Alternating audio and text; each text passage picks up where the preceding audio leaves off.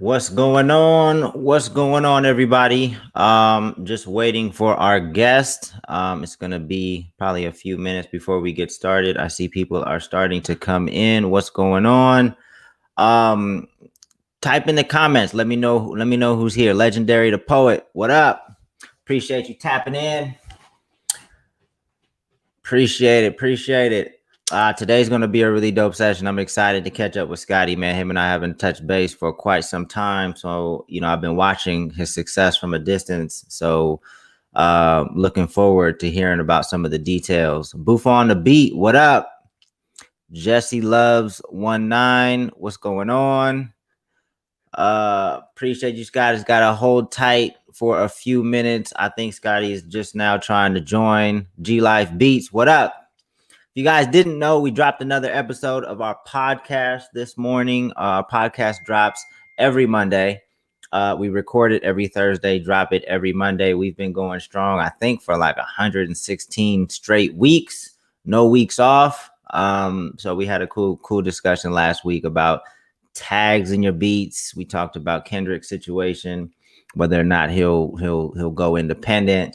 We had some good conversations, so check that out when you get a chance. I know it's on Payne's YouTube, but it's also on Spotify, Apple Music, pretty much anywhere podcasts exist. So make sure you check that out. Arnie is art. Appreciate that. Appreciate everybody tapping in. I see we got some more people chiming in now. I think the text just went out, so more people coming in. Hopefully everybody's having a good start to their week. This week, let's be super productive. I know I got a lot on my plate. Hopefully you guys have a lot on your plate and you get it all knocked out. Working on a lot of different things. Updates on 1 week notice. So we're almost done with the music. We're still trying to edit the documentary, get it to where we want it to be. But there definitely should be some music starting to come out in September. The music's sounding really dope. For those that don't know, I hosted a project called 1 Week Notice a couple months back where I flew 6 artists to LA, put them up in a house, had them create an album in a week. The music is sounding crazy. I'm excited for you guys to hear it. So be on the lookout for that. And I know that Payne and I discussed the MEC tour.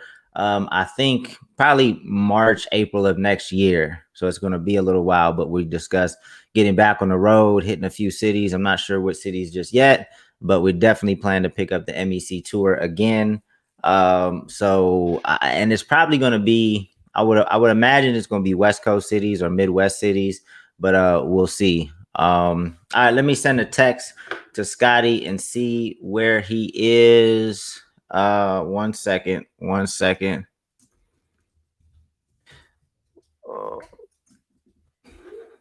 Okay. All right, here we go. Let me see who else is in here. Mike Finn, what up? Me Slim. Oh, MI Slim. I think it's MI Slim. What's going on? Fat Wave Beats. What's up? Trying to think if I have any more updates while we're still waiting for Scotty to join us. If you didn't catch last week's session, we had Erin Knight on. She's actually Scotty's manager. And definitely one of the sharpest indie music minds that I've had the pleasure of speaking with on this podcast. So if you didn't hear last week's episode, make sure you go to beatstars.live and check out the archived video. There were a lot of gems dropped. I cut a lot of highlights from that, so I'll be posting quite a few of them over the next week or so on our Instagram. Let's see who else we have in here. ItSec3. MDP Beats official, what's going on? Triple B Beats, what's up? All right, so I just sent the text to Scotty. He hasn't hit me back just yet, but I'm sure he's an artist, so I guess we gotta expect him to be a few minutes late. So we'll wait for him for a second. If anybody has any questions, here he comes. I see him popping in here. Oh, there he goes. What's up, man? What's going on, Scotty? How you doing, bro? Man, I'm doing good, man. How y'all feeling, man? I'm doing good, man. You looking good? Skin shining bright, grill shining bright. Okay, you feel me? I can't smoke on here, can I?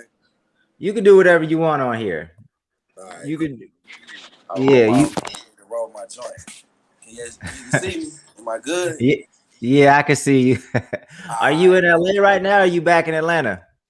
I'm in LA, man. I'm in LA. I just came from the gym, you know, trying to get my little workout on. Okay. But I'm in Okay. LA. You know, I'm in LA, so this is a lot more acceptable. You know what I'm saying? Okay, for sure. Are you here permanently now? Well, I still got my spot in Atlanta too. Okay. So while I'm like working on building a new store, I'm just out here more often because I just wanna, you know, I wanna make sure it's done correctly. Right. I'm gonna have to pull up on you, man. Are you at the store every day, pretty much, or nah? Not every day, but like I be in and out. You know what I mean? Like as needed type. Okay. Trying not to be in there every day because I don't want to necessarily be an employee, but I got to make sure it's going right. Right, right. Well, I'm gonna text you and try to catch you on a day where you are at the shop because I want to check out the store and catch up with you as well. But we got a decent amount of people watching. I definitely looking forward to diving into your story a little bit. Obviously, we met each other probably about maybe 5 years ago, 5, 6 years ago now. Okay. Um, how long have you been making music though? When did it start? Man, I've been making music probably like 10, 10 years, 10, 15 years. You Okay. know, my homeboy King J, who I just saw yesterday for the first time in a long time, he introduced me to making music. And he kind of like, you know, had a little speaker and stuff at his crib. I made my first song with him. At the time, I was Psycho Scotty, you know, Okay. and our song was called Death Faces. So it's been a minute. I've been doing music for a long time. Okay, okay. So when did you start seeing some success? Like what was the thing? Like what year and what were you doing where you started, making a little bit of a name for yourself? What were some of those things that were happening? Well, for me, and what made me really take it serious, I put out a project with DJ Burn one called it was called Summer Dreams. I got it tattooed on my arm. I had kind of got to a place where I felt like I really didn't want to do it no more because I didn't feel like I was making much progress. Mm-hmm. And DJ Burn one, it just has a, you know, at the time he was known for like breaking independent artists by doing mixtapes with him. He had done like Yellow Wolf, he had done Starlito, um, and a few more people, Riz. Um, and so I met him at the studio at Block's studio, Block ENT. We worked together, and I put a project called Summer Dreams. It ended up on Spin Magazine, and that Mm-hmm. was like I paid Burn one like $3,000 to do that mixtape. So I was like, man, if this don't work out, I quit really, and Mm-hmm. it just started turning up, after that. So it was so you were happy you spent that 3,000 because that was a turning point, it sounds like. For sure, definitely. I was definitely happy about that. Because there's a lot of people that are offering services for 3,000 and they're not going to see the results that, because there's a lot of different people trying to, saying that their services is worth three. What made you feel comfortable that 3,000, was it because you saw him doing it with other artists? I'm assuming, or like what made you comfortable that was going to be 3,000 well spent? Um, I'm just like a risk, no reward type of guy. Mm, I never really trip out losing my money on opportunities I have when I feel like I can gain a lot. And kind of like seeing where I met Burn one that it was a serious situation going on. He wasn't like overselling me, you know. mm, When I met him the first time, actually when I met him, we did a record together. Well, not when I met him. When I met him working with Gorilla Zoe. Gorilla Zoe was doing 30 mixtapes in 30 days. And 30 mixtapes, whole yeah, mixtape. actually it was 28. It was 28 mixtapes in 28 days. He did it in February. Yeah. He did it. It's on Dat Pill. If anybody go back and look at it, you can find it. He did 28 mixtapes in 28 days, and me and Burn One was in there helping him. Mm, So that's how I met Burn One. We went to the studio, and my first session with him, he had a live band in there that was making the song. Not just like him being there pressing buttons or him just playing beats for me. We sat down and they literally created the track right there, everything. Um, mm-hmm. He had a guitar player, Ricky Fontaine. He had Walt Live in there, who was on the keys. He had another dude named Professor that was on the bass. And when they made the track, as they making the track, I'm writing the song. By the time they finish making the track, I'm finished with the song. Burn One kind of challenged me to redo my second verse. I remember this because I wasn't used to people like, telling me, "Oh man, you can do that better." Mm. And he challenged me to do the verse over. I did. It turned out dope, better than it was. And after I left him that day, maybe like the next day or so, I called him and was like, "Bro, we gotta do a whole project." He felt the same way, so he just told me like, "Man, this is how much I charge." I was working a job, but I was like, "Shit, fuck it, let's do it." Like, and I paid him every week. You know what I'm saying? Dope. And there's a lot of artists that aren't really receptive to feedback. Was it when you heard that feedback about him redoing your second verse? Was it because it was him saying it to you, or are you pretty receptive to feedback? Do you got a nice circle of people around you that are willing to be honest with you, and you kind of value their feedback? At that time, I wasn't as big on getting feedback as I am now. I understand that it's important to have people around you that's going to challenge your way of thinking, so you get the best result. I got some people around me. I know they're a little negative, I know they're a little critical, but I keep them around because I feel like if I can please you, then I know I can please majority of the people. You know what I'm Right. saying? But I don't know. I think sometimes as artists, everybody just want to feel good, man. Nobody really want to hear, man. I don't think that's gonna work, or man, you could have came harder. Like people just don't want to hear that shit. I don't know. That's the way to get better. Though I feel like all the greats always had people around them that would challenge them. Right. Yeah, no, I agree. So you put out that mixtape, and then kind of what happens from there? What kind of stuff are you doing after that to kind of take advantage of the new looks that you got from putting out the mixtape? So we ended up in Spin magazine. During this time, this is when like blogs was going crazy. So we Mm. own the blog, but we also in the paper magazine. Um, I started doing my own shows. I started literally, man. I never forget this. I called around to some different places, and there was this place called Smith's Old Bar. A friend of mine had performed there, and I saw he did it. So I reached out to the people online through email, and they hit me back. They gave me an opportunity to sell 30 tickets and to be on a show with a live band, like two other live rock bands, and I was the only rapper. And Hmm. so I sold more than the 30 tickets. I hit up friends and family, pulled up on people, sold out of all the tickets, made a good impression with the concert people. And it went well. After that, after I did that one, it was like, look, we got another show coming up. If you sell 50 tickets, we'll put you at the second slot and not the third slot. Mm. Like, bet.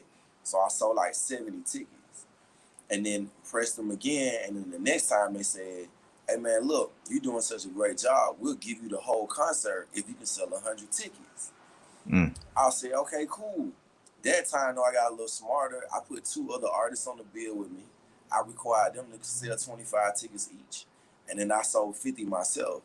And we packed the place out. And then from there, I started building my own fan base, doing that, taking it to different cities, and just doing more music with Burn One, being in more blogs and just, traveling around, recording and performing.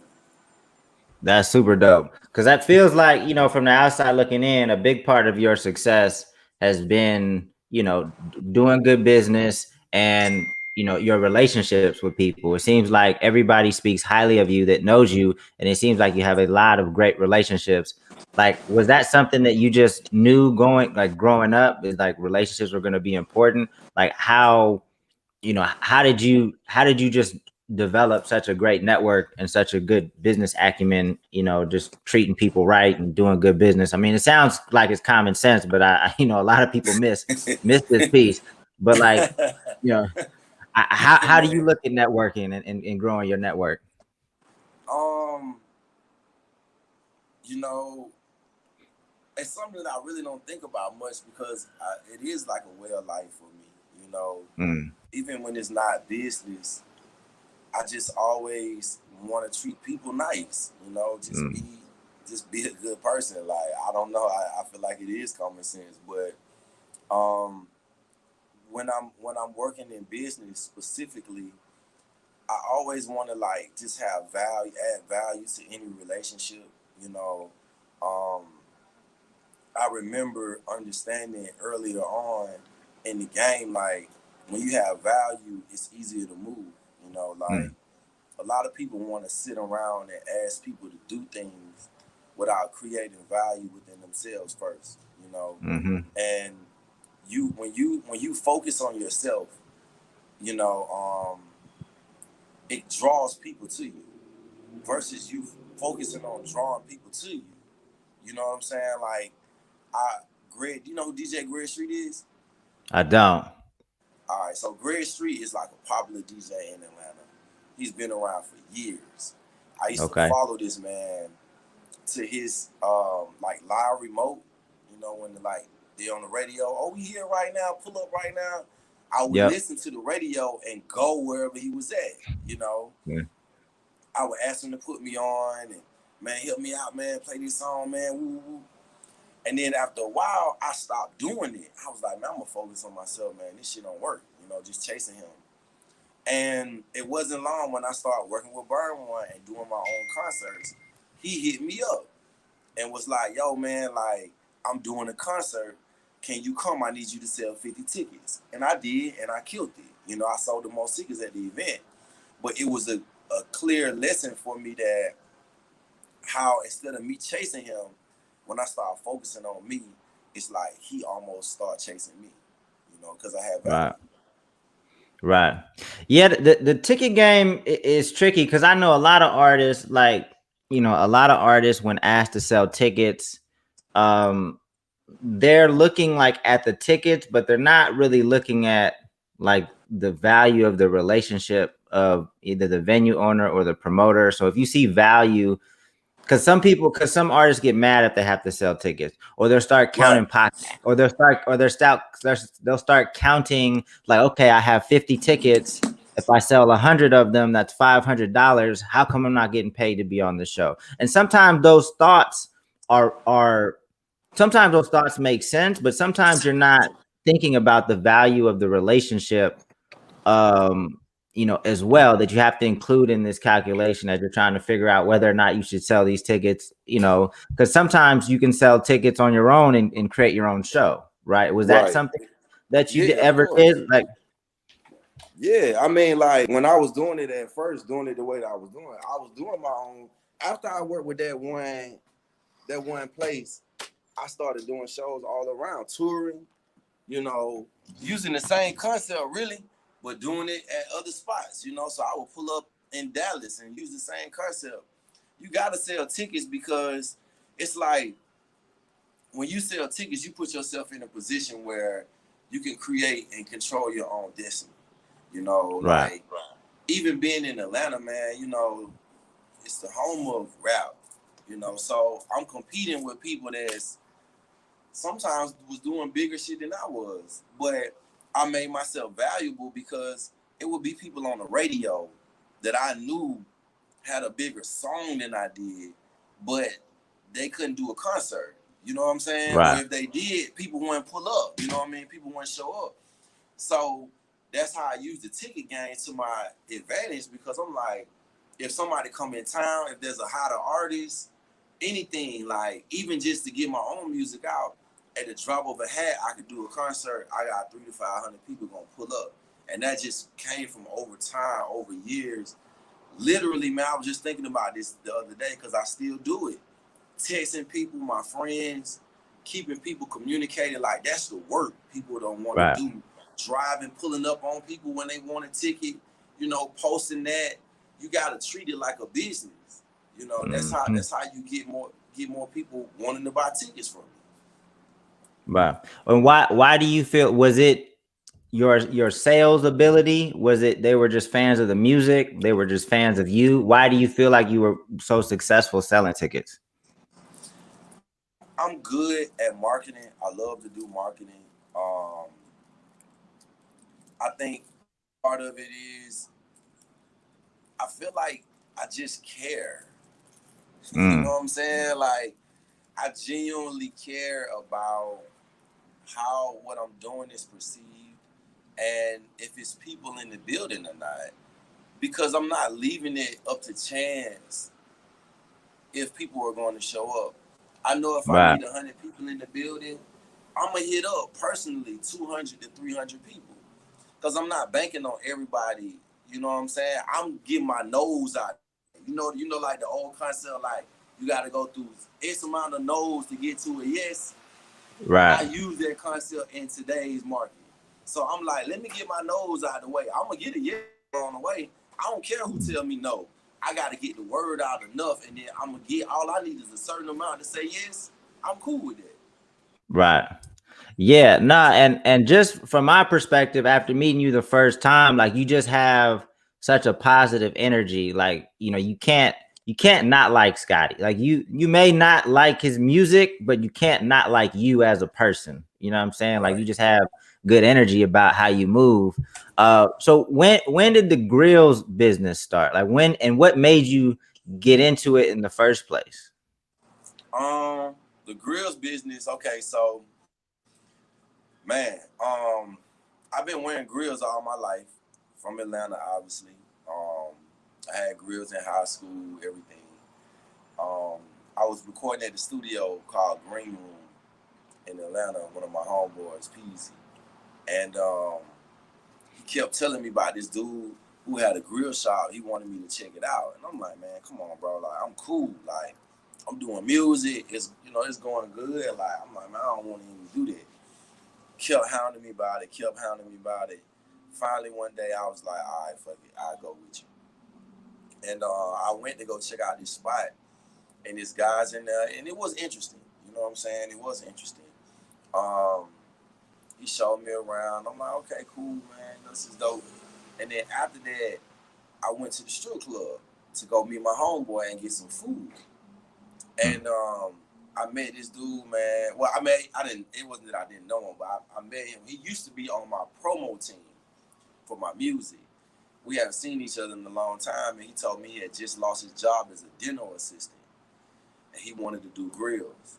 And I was like, bro, we can go do that right now, and we did. And the rest is history. You know what I mean? We worked with that dude for a minute. Um, moved on. Me and the guy, we don't work together no more. But that's how I got started. Okay. So what were some of when you started that business, what was some of the things, so maybe some of the bumps in the road as you was kind of getting off the ground, some things you didn't realize, starting a grills business that you soon found out, that what were were there some bumps in the road? Yeah, for sure. A lot of bumps in the road. Man, it's so many lessons I learned in this grill business. I think the biggest thing that stands out is when I actually got my store in Atlanta. Um, I didn't know anything about hiring people and firing people. You know, Mm, I really didn't even consider that I was going to have to hire people. But when I got the shop, and then the shop started doing good, I'm like, man, people know who I am. I can't be up in here in the shop every day, all day. I'm too accessible, you know. And then I'm like, I can't do everything either by myself. And I learned quickly, there's a difference between being um, self-employed and being a business owner. You know what I mean? Like mm-hmm, being self-employed, if you don't move, it don't move. You know what I'm saying? Like, and when you a business owner, even when you don't necessarily move, everything is still in motion. And mm-hmm, so I said, okay, I can't be self-employed because I got to make more money than I personally can make on my own.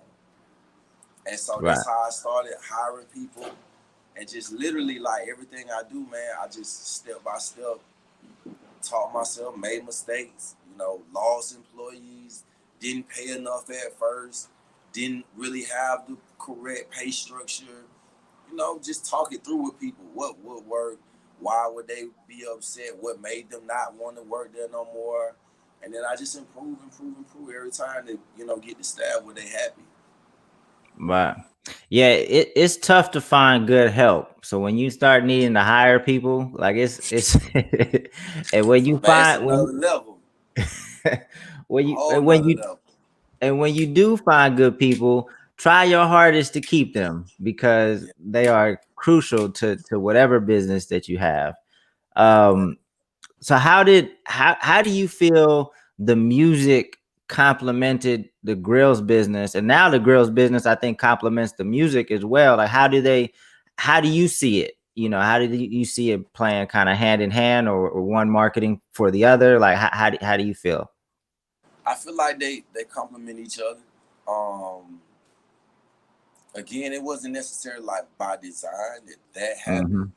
Hmm. Um, but I think just because it's both like representing the culture, Mm, um, being a black dude, being an entrepreneur, hustling, coming up, being in the music realm, a lot of people that's working the same field I do or just listen to the type of music I do, they like grills, you know.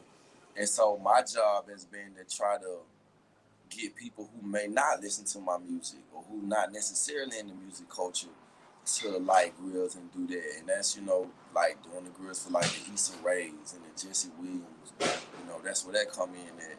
So I feel like they do go hand in hand. People come in sometimes and want to grill. They don't know I do music at all.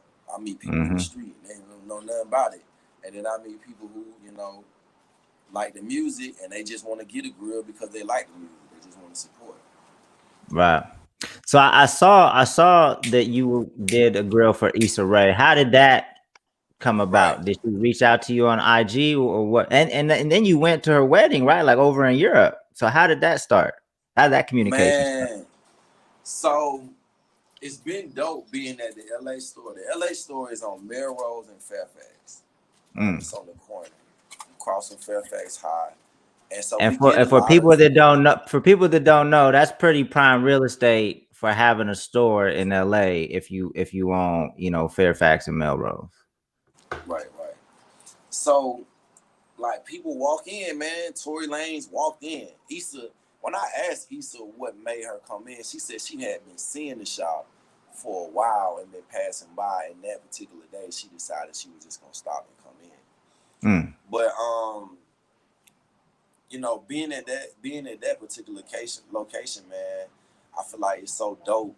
Um, we've been able to shoot TV shows in there already, and again, it was just me taking the risk off a dream that I had, not really like knowing it's just gonna really work out for real. I took a leap of faith, and it's paying off. Dope. So she just walked into the store, and that's how you started developing a relationship. How'd you get Yeah, to yeah, Europe? yeah. Like, She walked in.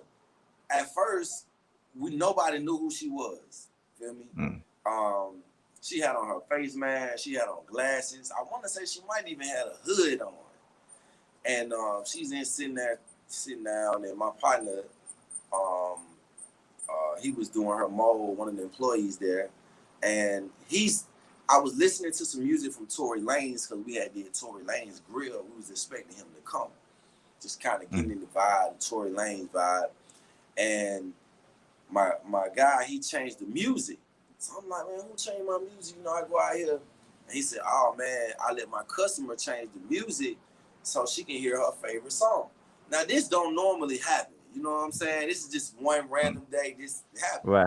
So I'm like, okay, that's dope, bro. I didn't even know you was doing that. So I'm like, play her song. I was like, we're gonna check you out. She played the record. The song was jamming. I'm in the back like, okay, jamming. I stick my head back out and I'm like, damn, you hard. Like, you picked a real dope song. I'm like, damn, you picked a real dope song. And so I came back later, joke with them a little bit. And then as we went further along at doing her mold and discussing the grill, she mentioned that she needed the grill from when she was gonna be in France on Thursday. This is a Sunday. And so I was like, man, whatever she need done, because she put her name down and said Issa. So we started putting everything together then. And Hmm. so that's how I got the word or knew who she was. After that, I really didn't press it too much because we have celebrities that come in the shop a lot, and I want people to feel comfortable, man. You know, I don't want people to feel like, when they just feel weird, about Right. that. So I didn't say much to her until like the next day. I called her and was like, "Hey, listen, this is what I'm gonna have to do to get you your grill. To get it to France. She needed it in France, and she wanted diamonds, which made it even more difficult. So Right. that's how the relationship got started, basically. Okay. So she needed it by that Thursday because she was getting married in France. So the only way to make sure to get it to her was for you to have to fly out there and deliver it to her by hand. That's pretty much how it was? Yeah. So all right. So we ship grill soup. We use shipping carriers like FedEx, UPS, Right. whatever. But with the pandemic going on and everything, sometimes those people aren't as reliable as we need them to be. Right. And the customer don't care, man. You know what I'm saying? Like, if I ship something to you and you supposed to have, especially celebrities, you need it by Thursday or Friday and it ain't there, they don't want to hear nothing about what FedEx said, it got whatever. They like, man, you messed it up, I want my money back, or whatever the case is.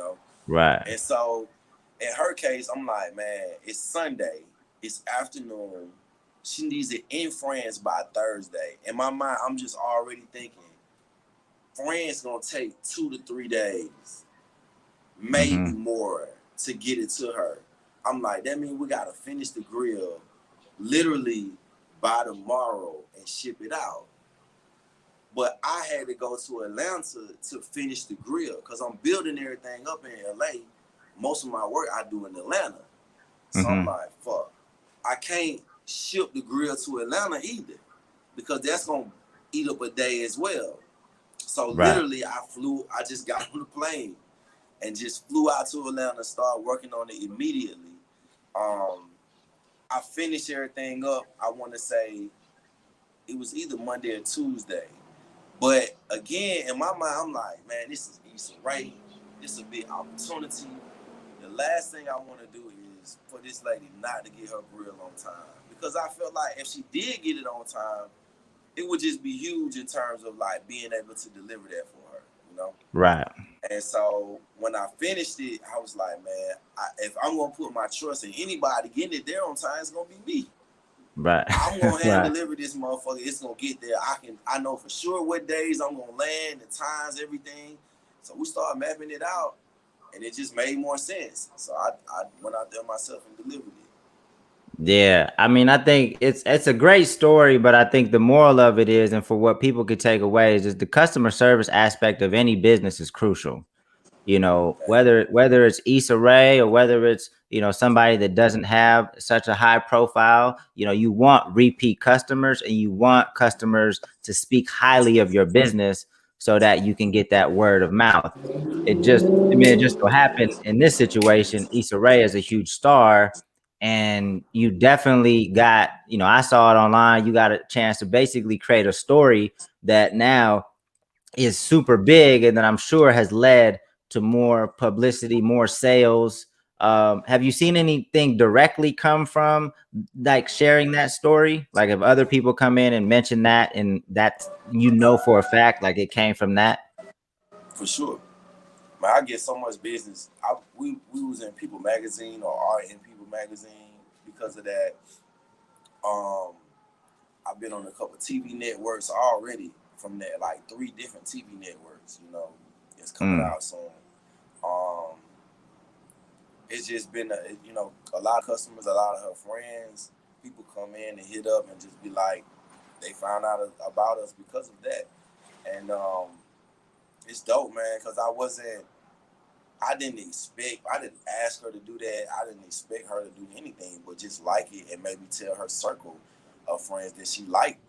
She liked it and that she was happy that I brought it. You know what I'm saying? right. But it wasn't until I was on the airplane and like to be all the way G man, like um I paid for my own flight, you Mm, know. and the flight cost more than the grill did. Mm. You But feel me? I mean, I think I think you just well, one, like you said, you're a solid cat. You want to do good business, but the story that you created is worth way more than the grill and the flight combined, probably 3-4 times over, right? Facts, facts, big Um, facts.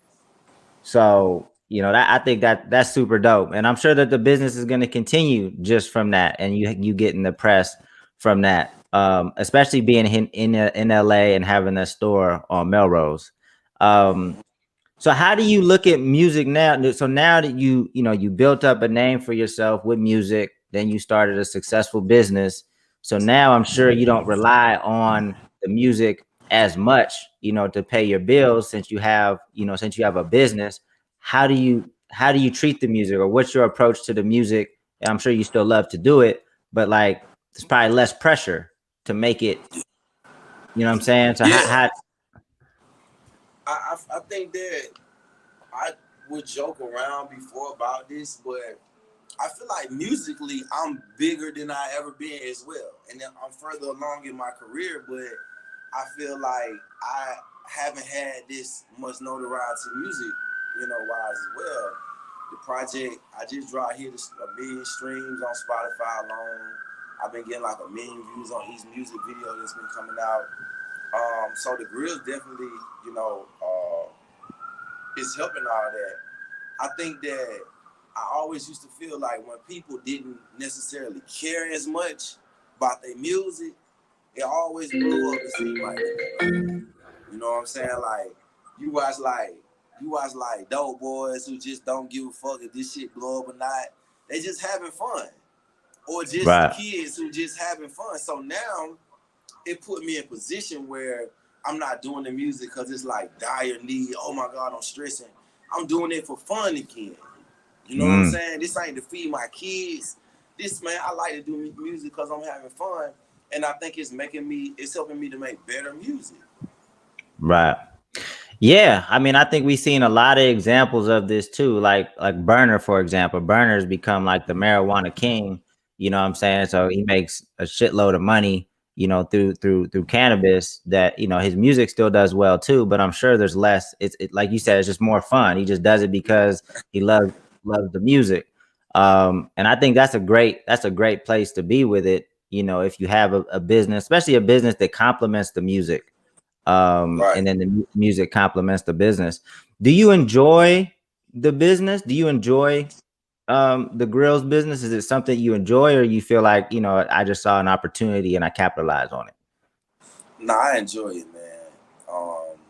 I like business in general, but the grill business is dope for me because it's something that I'm actually interested in, and I feel like I'm pretty knowledgeable about it. Especially at this point, I know more than majority of people do. About Hmm. teeth and grills, and I feel like it's a dope lane because it's not clogged up too. Whereas everybody wants to rap, everybody wants to produce, everybody wants to be an engineer. I'm kind of like in my own lane over here doing something that everybody's not aspiring to do. Right. No, that's a great point. So what about just in terms of like the product? I don't know if you remember, but I purchased one of your grills. Yeah, yeah, I Uh, remember on tour, right? yeah, well, the one it didn't fit right at first, and then it got it to it fitting right. So it was cool. I actually not sure exactly where it's at right now. I might have lost it. But in terms of the product, like how has either the process or the product improved over time? Because like when you do music, you get better over time. You like your flow gets better, your beat selection gets better, your production gets better. Like how has the grill either process or actual product gotten better over time? Um, the process has gotten better over time because we pay a lot more attention to details. Um, this month, the month of August, so right after everything hit with Issa, um, I went and we had a mandatory weekly meeting for each store, Atlanta and for LA, where everybody got brushed up on the fundamentals and the basics of how to walk a customer through, um, things to look out for, customer service. Even though I knew they knew it, I wanted to make sure everybody was well versed because I remember seeing the Chick-fil-A versus Popeyes battle. And I remember when Popeyes got all the hype, they had the line was longer than Chick-fil-A's was for maybe a week. And they literally could not handle the business. I remember everybody saying they ain't got no more chicken sandwiches. Pulling up at the drive-through, it was closed. We out. You would go, there'll be a sign on the drive-through, and I feel like had they been able to keep the business or the buzz, they could possibly have been bigger than Chick-fil-A right now today. Mm-hmm. But I don't feel like they went in on taking care of the buzz and how to maintain the buzz. And so that's what I did by having this weekly meeting that was mandatory for each thing. We had 5 weeks in a row. And I felt like we sustained the business that has been coming to us since the Issa Rae stuff has happened. Mm-hmm. And those are the things that I'm doing to like elevate the business. I'm working more on how can I expand? How can I maintain? Are the employees happy? Who are the customers that are unhappy? Just really digging into, getting to problems before they happen. And so it's like working more on the business than in the business is what I'm doing right now.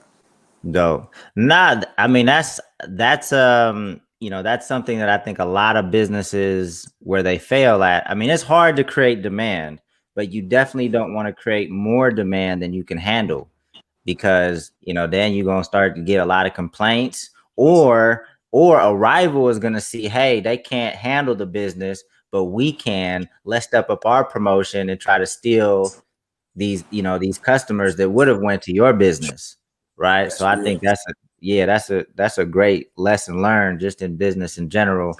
Dope. So I want to take some questions from the audience. It looks like we lost the connection. We there's still some people here, but we lost. Anyway, we'll try to power through. You can still hear me, right, Scotty? Yeah.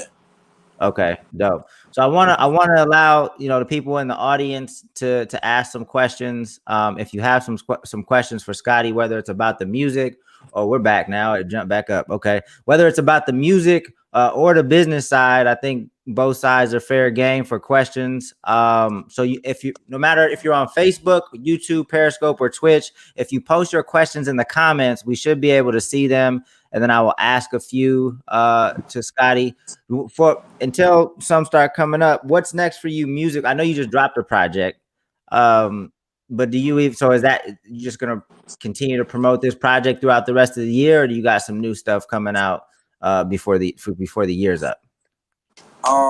So I'm gonna probably promote this project with some more videos, and then I'm gonna get into teasing the new project for next year at the end of this year. But Okay. the album been doing real good. It's like over 5 million streams total.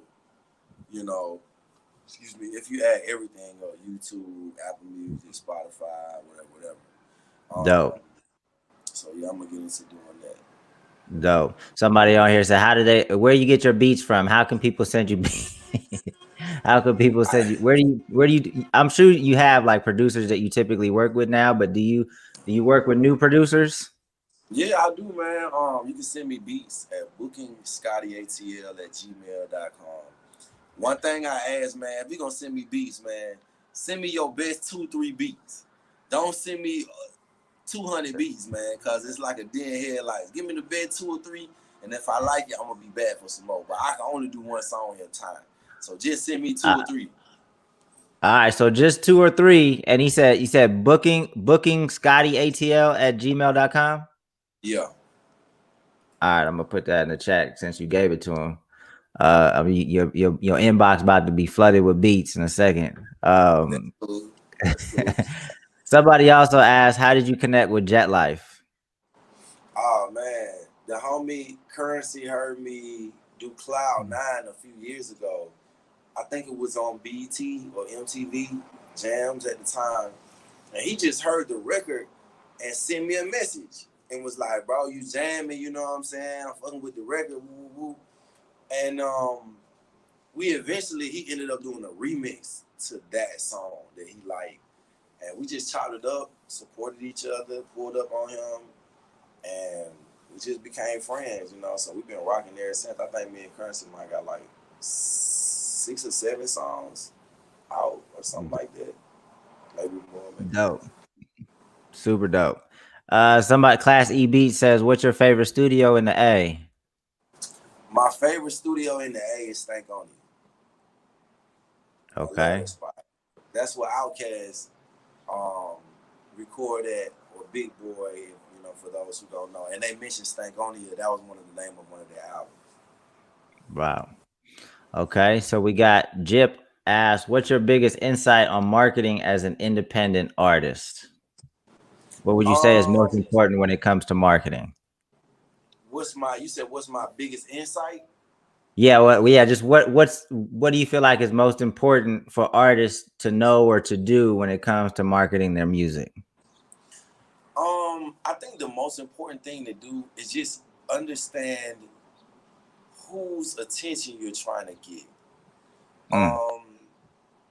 Because I always just feel like when you're precise about what you're trying to do, it's easier to do it. So instead of trying to win the masses, right? You win your friends, and then you win their friends, and then you win your community, and then you just grow like that. I see a lot of people, they want to like put a song out and they want it to be a hit instead of like putting the song out and like letting it be a hit amongst your group, your friends first. There's a book called The Tipping Point. You heard this book before? The Tipping Point talks about how a small group of people that are rallying for one thing can influence a larger group of people. So it's easier to win people in a smaller group. Do that first. If I'm not mistaken, I think it's a Malcolm Gladwell book. If I'm not mistaken, I think it is. Right. Yep. Dope. Okay. So Bufo says, if we want to buy some grills online from his store, what's this? Can you buy it online? Can you? Yeah. And what's some important things to consider when purchasing a grill? How can we know the mouse size? How does it work when you purchase a grill online? What's the process? And I'll put the website in here too. What's the website? The website is grillsbyscotty.com. Grills with a Z? Grills with a Z, yes. Grillsbyscotty.com. And you can, so the normal process is, if you're talking, we try to get people on the phone, but if you're just on the website shopping, then you can go on there. It'll ask you like what carat of gold you want. We sell 10, 14, 18, 22, and super gold. What the hell is super gold? What's super gold? Super gold is the highest carat of gold you can wear in your mouth. It's higher than 22K. Normally 24 would be too soft for you to wear, but we try to come up with our own stuff too. So like designs wise, carats wise, we at Grills by Scotty have our own niche of things that we do too. Okay. All right. But So what's you find your carat, you find your style. If you want to add diamonds, you find your upgrades. We send you out a mold kit to you in the mail. We get on the phone with you like how we doing now, and we show you how to do the impression of your teeth. You ship that back to us, and then we get started. We ship it back to you when it's done. What's that whole timeline from purchase to actually receiving the grill? What could that look like? A couple weeks? Normally it's like 2 weeks. We tell people 7 to 10 business days. If they're on top of it and they send it back quickly, we get it, and it's a simple grill. We can get it back to you in 7 to 10 business days. Got you. Dope. All right, let's see. Another question says, oh, and Aaron's up in here too. Aaron is super dope. I had a conversation with her last week, as you know. How long have you been working with Aaron? Man, that's a good question. Aaron, don't be mad at me. I want to say it's definitely been over a year, or maybe it's right at a year. I don't remember, but it's been between a year and 2. We've been working though. Shout out to Aaron. For sure. Nah, it seems like she's definitely somebody you want to have on your team. So I'm glad that you guys connected. Um, let's see. Me Slim said, what mindset were you in when you made Faith? Mm. Man, Faith was I was hustling. I was just like in the real I was aggressively going after my music. I was working with DJ Burn one. I remember working on this project because I would go to his crib. He stayed in Alpharetta, which was about an hour to an hour and 30 minutes where I was staying at the time. And I would just go to his crib in the morning, man. We would record like 3 songs in a day and just really be vibed out. I want to say that's probably like one of my most creative times in my life, you know, where I was just dedicated to music and we perfected that project. We really like sat down and listened to it and added guitars. You know, I learned a lot from Burn One and working on that project, man, because now when I'm in the studio, I don't just record and then the song's over.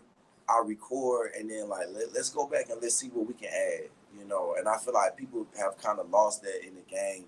They go to the studio, press play, press record. This the song right now. It's over with. Put it out tomorrow. Instead of kind Right. of listening back and perfecting it. And that's what we did on the Face project. Dope. Well, cool, man. Well, Scotty, I appreciate. Oh, and Aaron says it's been over 2 years at this point now. Damn, man. Time flies, but time flies. That's crazy. Well, I appreciate you popping in and sharing your insight, sharing your experience with our community, man. You dropped a lot of gems. I've been watching the success from a distance. Super proud of what you're doing, both musically and with the grills business. I know you're learning a lot. And I definitely plan on popping into the store over the next couple of weeks when I get a shot. I'm out in the valley, so I'm not super close, but I'm definitely gonna pull up at some point and I'm just curious to see the store, man. I just want to see what you guys are doing. Man, thank you, man. And hey, man, shout out to you too, man. I don't know if these people watching know your story, but I know how I met you. You've been through a lot of, you know, changes and different things since I know you too, man. And to see what you're doing and you still holding it down, man. It's super dope, for sure. I appreciate it. Well, cool, man. Well, again, thank you. DJ Payne 1 will be live on Thursday with another special guest. Scotty, I'll be in touch, man. Appreciate you. Have a good one. I'll see y'all All right. soon. Peace.